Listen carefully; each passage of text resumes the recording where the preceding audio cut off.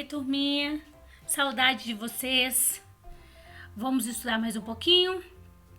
E hoje nós vamos falar sobre mudanças na produção e no trabalho. Vamos lá? Todas as atividades da plantação, desde o preparo da terra ou do solo, o plantio, os cuidados contra as pragas, até a colheita e a colocação desses produtos vegetais, para o uso ou venda no mercado, são conhecidas como atividades agrícolas. Todo esse processo chama-se atividades agrícolas. O conjunto de todas essas atividades é chamado agricultura. Então, quando se faz isso tudo, é chamada agricultura. Na agricultura de subsistência, quer dizer, aquela pequena agricultura, aquela pequena produção, que ela é usada para quem? Para o consumo de uma família e para um pequeno comércio local. No caso, quando sobram produtos, quando os produtos são excedentes. Então, a agricultura de subsistência é aquela que a gente planta, tem a nossa plantação e faz ela para uso, da família, para alimentar a família, e quando sobra, se colheu, passou para a família e o que sobrou, aí vende para um pequeno comércio local. Na agricultura comercial já é diferente, é uma grande produção, então ela serve para a venda mesmo, nos grandes mercados. Então, dependendo da quantidade de produtos plantados, a agricultura também pode ser de dois tipos. Pode ser a monocultura e a policultura. A monocultura é uma plantação comercial, mas que só um tipo de produto. Por exemplo, é uma plantação de milho, só milho. Uma plantação de feijão, só feijão. E a policultura é a plantação comercial, pode ser também a comercial, como pode ser de subsistência, mas que tem vários produtos. Então, a policultura é aquela que planta milho, planta feijão, planta arroz, entendeu? E ela pode ser tanto para subsistência quanto para o comércio. A atividade de criação e de reprodução de animais, com fins econômicos, lucrativos, é chamada de pecuária. A criação de bois é chamada bovina.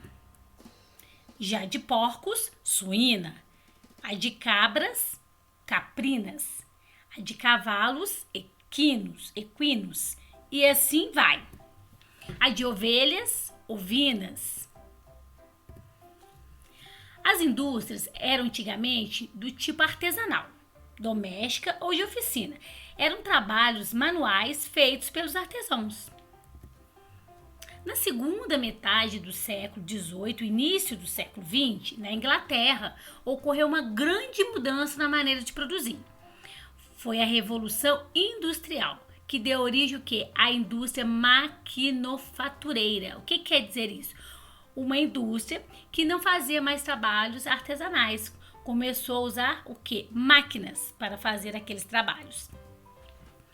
A agricultura intensiva é um sistema produtivo por utilização de novas técnicas para o aumento da produtividade agrícola. Então, é um processo, que foi criado para aumentar a técnica de produção. E esse sistema provocou diversas críticas ambientalistas. Por quê? A agricultura intensiva, por ser mecanizada, é uma modalidade que utiliza muita energia e combustíveis fósseis, como o óleo diesel.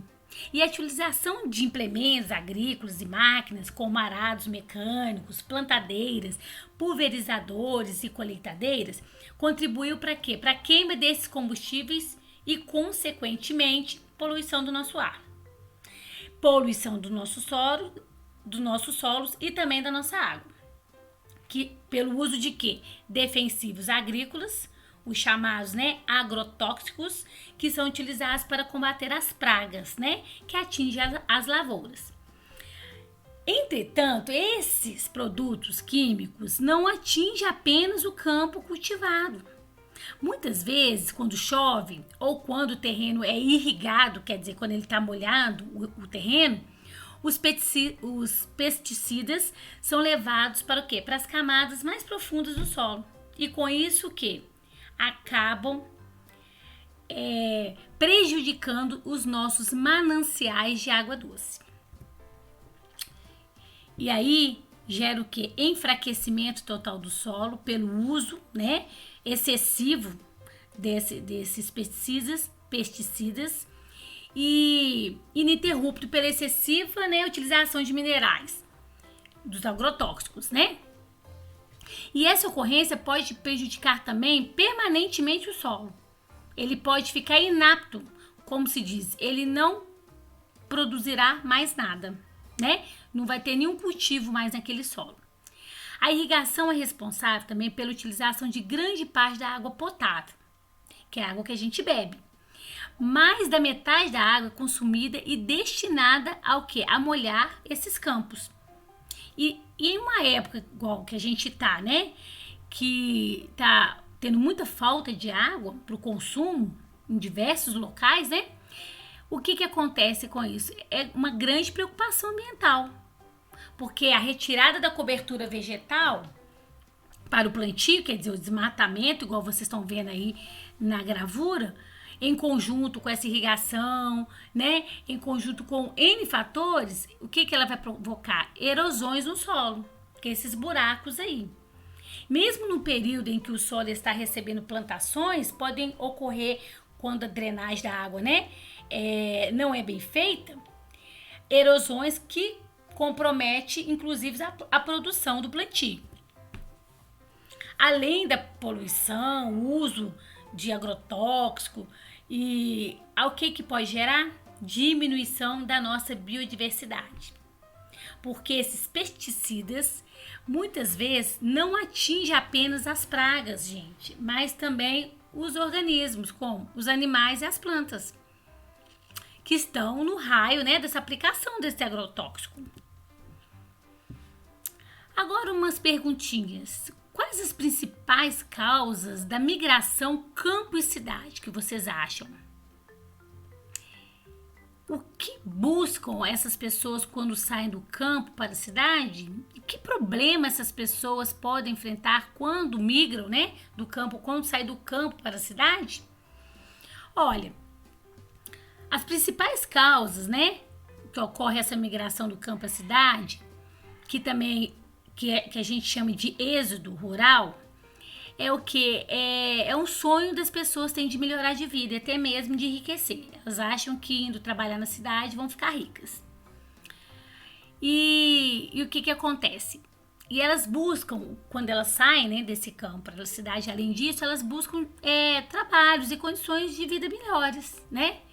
Só que tem N problemas aí que pode acontecer. Boa parte dessas pessoas que deixam o campo, né, não possuem um bom grau de escolaridade e muito menos ter algum tipo de especialização, um curso profissionalizante, algo assim.